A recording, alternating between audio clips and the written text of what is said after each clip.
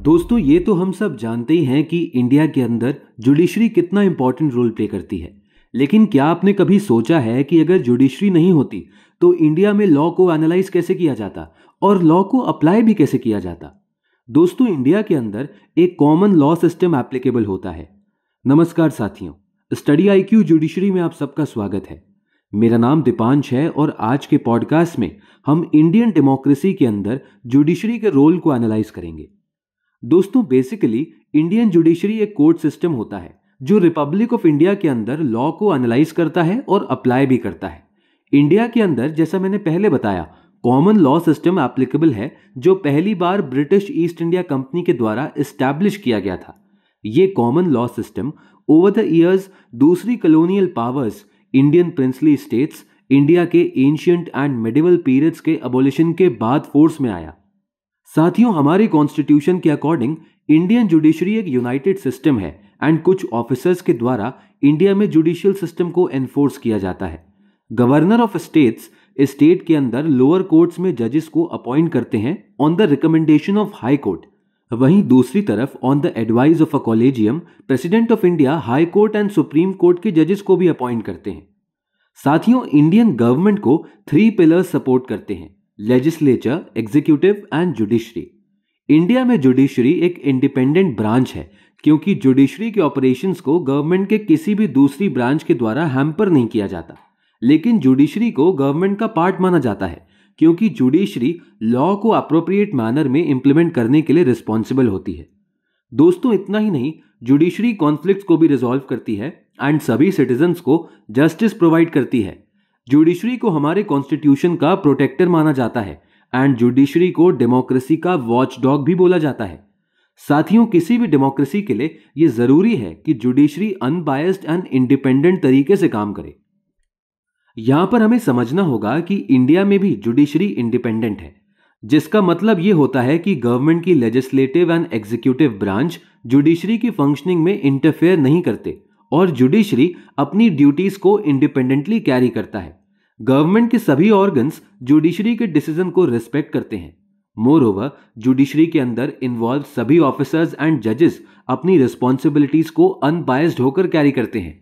दोस्तों, independence of judiciary का यह मतलब नहीं है कि वो without consideration of facts function करेगा, बल्कि इंडिपेंडेंस ऑफ जुडिशरी का मतलब यह होता है कि पॉलिटिकली अनबायस्ड होकर जुडिशरी कॉन्स्टिट्यूशन के प्रोविजंस के अकॉर्डेंस में काम करेगी, because judiciary is answerable to the nation's constitution. हमें यह भी ध्यान रखना होगा कि हमारे कॉन्स्टिट्यूशन के अंदर ऐसे बहुत सारे क्लॉजेस हैं जो जुडिशरी की इंडिपेंडेंस को प्रोटेक्ट करते हैं और गारंटी भी करते हैं। आइए साथियों, अब हम इंडियन जुडिशरी की हिस्ट्री को समझने की कोशिश करते हैं। इंडियन जुडिशरी एक ऐसा सिस्टम है जो over the years advancement of civilization के साथ एडवांस होता गया। सबसे पहले तो इंडियन जुडिशरी में होम कोर्ट को एक लोएस्ट कोर्ट के तौर पर देखा जाता था। उसके बाद फैमिली मीडिएटर एंड जजेस होते थे। फिर एक हाईएस्ट पिलर होता था जिसे हम द किंग के नाम से जानते थे। साथियों, द किंग यानी मोनार्क की प्राइमरी रिस्पॉन्सिबिलिटी होती थी कि वो अपने मिनिस्टर्स और एडवाइजर्स के असिस्टेंट्स के साथ जस्टिस को इंश्योर करे। फिर सिविलाइजेशन के एडवांसमेंट के साथ रूलर्स को जजेस के टास्क दिए गए क्योंकि ऐसा माना गया कि रूलर्स के पास वेदास की अंडरस्टैंडिंग होगी। फिर जजेस according to dharma justice administer करने की कोशिश करते हैं।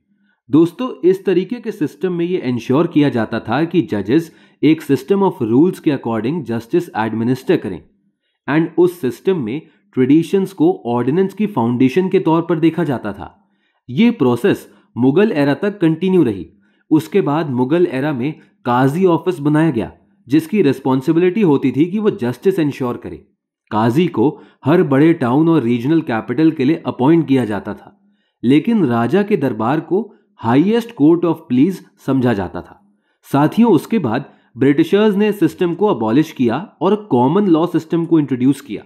फिर ब्रिटिशर्स ने सदर दीवानी अदालत को सेटअप किया which was followed by the setting up of high courts.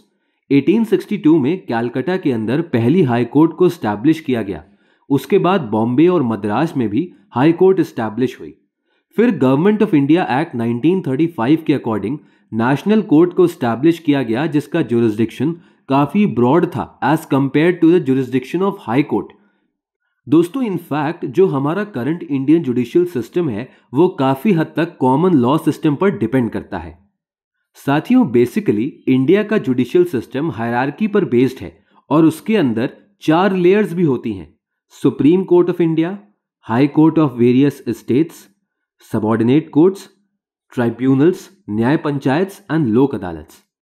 साथियों इंडिया में जो जुडिशियल सिस्टम फॉलो किया जाता है वो single and integrated judicial system होता है, जहां पर सुप्रीम कोर्ट एपेक्स कोर्ट होती है। हमारी कंट्री के अंदर जुडिशियल स्ट्रक्चर को पिरामिड शेप्ड स्ट्रक्चर बोला जाता है, जिसके एपेक्स पर सुप्रीम कोर्ट होती है। High courts are subordinate to supreme court and district courts and session court are subordinate to high courts. साथियों इंडिया के अंदर अपर कोर्ट्स लोअर कोर्ट्स के ऑपरेशंस को डायरेक्टली सुपरवाइज भी करती हैं। अगर हम सुप्रीम कोर्ट की स्पेसिफिकली बात करें तो सुप्रीम कोर्ट ऑफ इंडिया 28 जनवरी 1950 को फाउंड किया गया था, जिसे हमारे नेशन का सबसे बड़ा कोर्ट माना जाता है। सुप्रीम कोर्ट को फाइनल कोर्ट ऑफ अपील भी बोला जाता है, जहां पर इनिशियल केसेस को भी सुना जाता है and please against the high court को भी डील किया जाता है। दोस्तों सुप्रीम कोर्ट के अंदर chief justice of India along with 25 जजेस डिसीजन मेकिंग का हिस्सा होते हैं। हमारे कॉन्स्टिट्यूशन के अंदर सुप्रीम कोर्ट की अथॉरिटी को आर्टिकल 124 से आर्टिकल 147 तक मेंशन किया गया है। साथियों अगर हम हाई कोर्ट्स की स्पेसिफिकली बात करें तो किसी भी स्टेट के अंदर हाई कोर्ट एक हाईएस्ट जुडिशियल बॉडी है। हाई कोर्ट के जुरिस्डिक्शन को कॉन्स्टिट्यूशन के आर्टिकल 240 में मेंशन किया गया है और इंडिया में टोटल 25 हाई कोर्ट्स हैं। अगर हाई कोर्ट्स की बात की जाए तो हाई कोर्ट के पास सिर्फ क्रिमिनल एंड सिविल जुरिस्डिक्शन होता है। जब किसी स्टेट की लोअर कोर्ट्स केस को हैंडल नहीं कर पाती तो हाई कोर्ट्स उन केसेस को डील करती है। हाई कोर्ट्स लेसर कोर्ट्स की प्लीज को भी अटेंड करती है। हाई कोर्ट के जजेस को प्रेसिडेंट ऑफ इंडिया अपॉइंट करते हैं। दोस्तों अगर डिस्ट्रिक्ट कोर्ट्स की बात की जाए तो स्टेट गवर्नमेंट्स स्टेट की किसी एक डिस्ट्रिक्ट या फिर ग्रुप ऑफ डिस्ट्रिक्ट्स के लिए एक डिस्ट्रिक्ट कोर्ट बना सकती है according to the population density. High court के डिसीजंस डिस्ट्रिक्ट कोर्ट्स के ऊपर बाइंडिंग होते हैं क्योंकि district courts directly high court के कंट्रोल में आती हैं। कॉमनली डिस्ट्रिक्ट के अंदर 2 तरह की कोर्ट्स होती हैं, civil courts and criminal courts, और डिस्ट्रिक्ट कोर्ट के अंदर डिस्ट्रिक्ट जजेस भी होते हैं। Moreover extent of the cases के आधार पर एक्स्ट्रा डिस्ट्रिक्ट जजेस को भी अपॉइंट किया जा सकता है। साथियों हाई कोर्ट डिस्ट्रिक्ट कोर्ट के वर्डिक्ट के अगेंस्ट भी रिक्वेस्ट को अटेंड करती है। दोस्तों अगर लोक अदालत या विलेज कोर्ट्स की बात की जाए तो लोक अदालत या विलेज कोर्ट्स विलेज लेवल पर सबऑर्डिनेट कोर्ट्स होती हैं जो कॉन्फ्लिक्ट रेजोल्यूशन का एक ऑल्टरनेटिव मेथड सजेस्ट करती हैं। इन कोर्ट्स को पीपल्स कोर्ट भी बोला जाता है।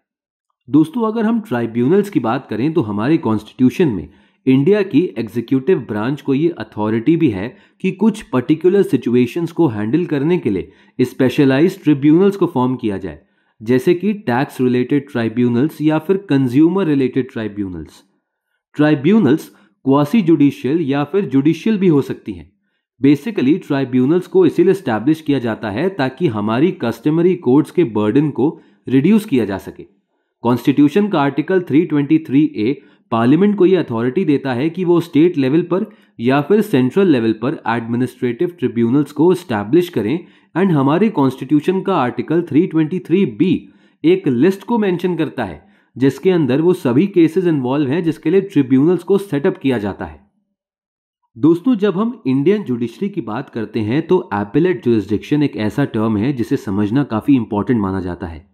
एपेलेट जुरिस्डिक्शन का मतलब कोर्ट की उस पावर से है जब कोर्ट किसी केस को जिसे लोअर कोर्ट ने कंसिडर किया था उसे रीहेयर या फिर रीकंसिडर करती है। इंडिया में supreme court and high court के पास एपेलेट अथॉरिटी होती है। More over supreme court and high court के पास ये पावर होती है कि वो लोअर कोर्ट की रूलिंग को या तो रिवर्स कर दें या फिर सस्टेन करें। बेसिकली सुप्रीम कोर्ट के पास 3 अलग जुरिस्डिक्शंस होते हैं, advisory, appellate and original jurisdiction. तो साथियों आज के पॉडकास्ट में बस इतना ही। अगले एपिसोड में एक और कॉम्प्लेक्स टॉपिक को हम आपके लिए सिंपल वर्ड्स में ब्रेक करेंगे। तब तक आप सब स्टडी IQ जुडिशरी के साथ बने रहिए and keep studying. Thank you.